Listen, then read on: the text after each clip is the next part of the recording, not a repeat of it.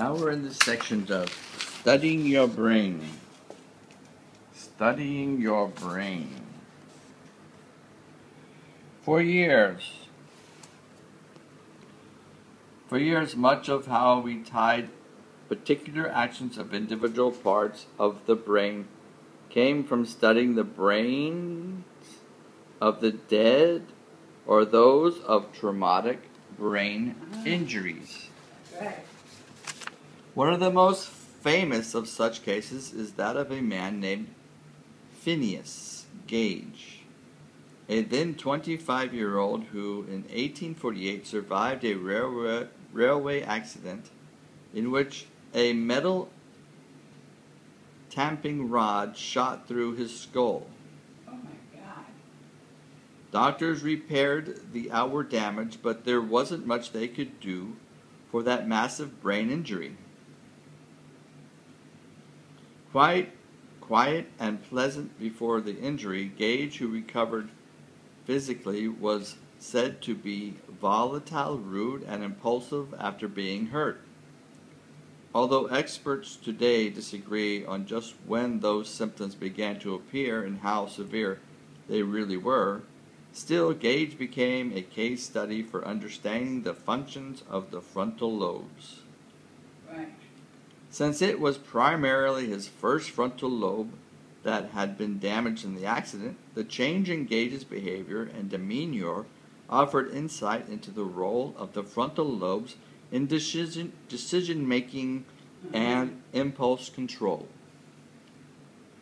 That's right. Even more thoroughly studied than Gage was Henry Gustav Molaison, known in scientific circles as H.M., born February 26, 1926. H.M. suffered a head injury in a bicycle accident at the age of 9.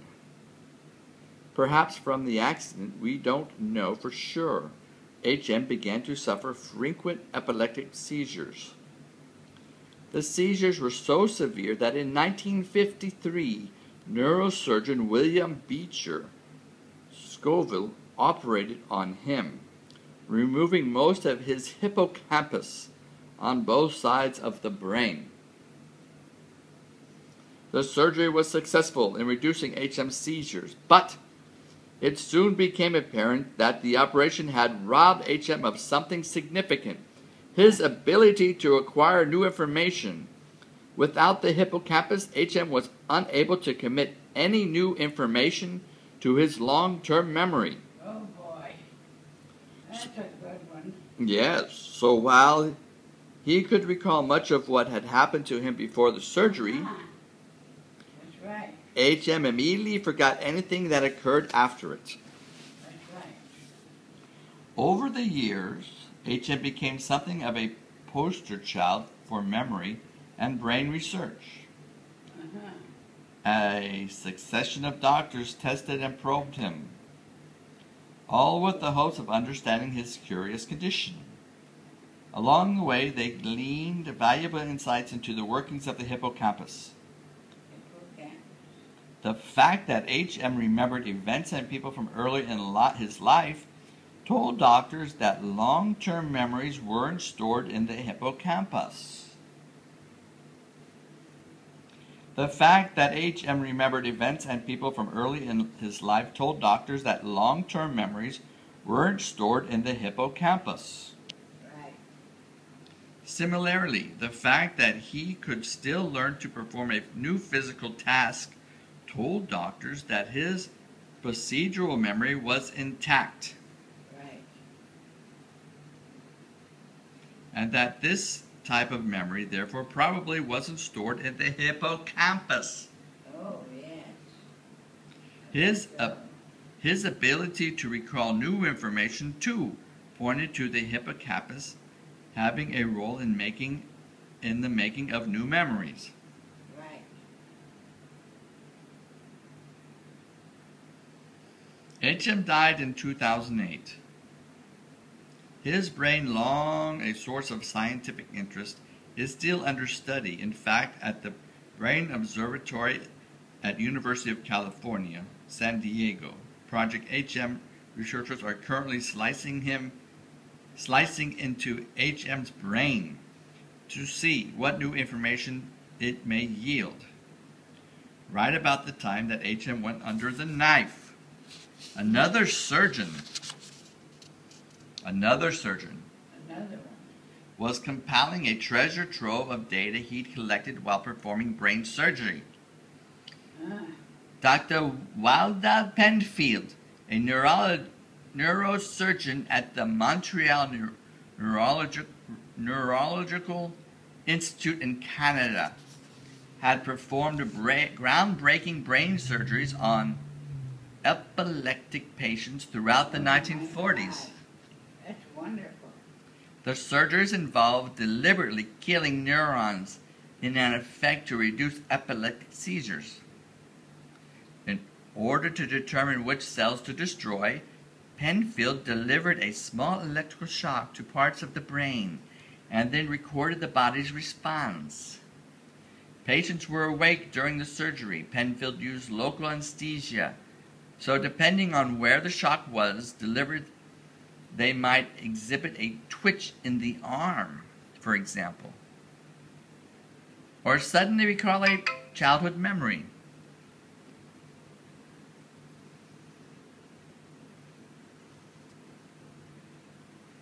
The technique served its intended purpose, helping Penfield determine which cells to target.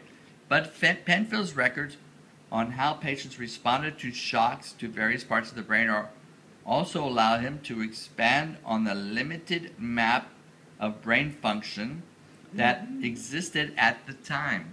Bravo. As the field of neuroscience developed and grew, so did the map.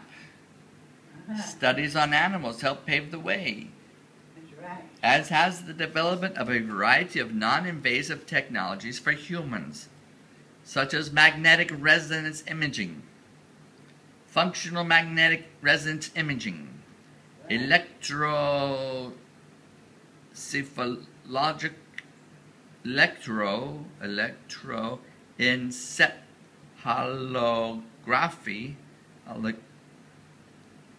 holography, positron emission tomography, among other tools. Such high-tech tools have allowed neuroscientists to peek beneath the human skull to pinpoint just which brain parts control which functions.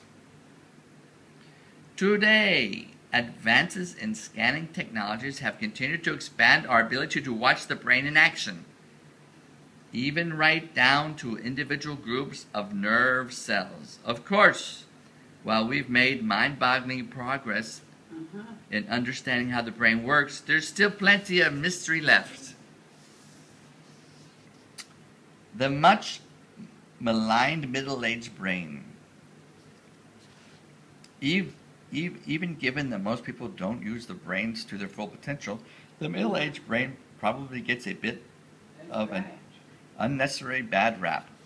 Right. People in the 50s and 60s often report feeling mentally slower than they were used to.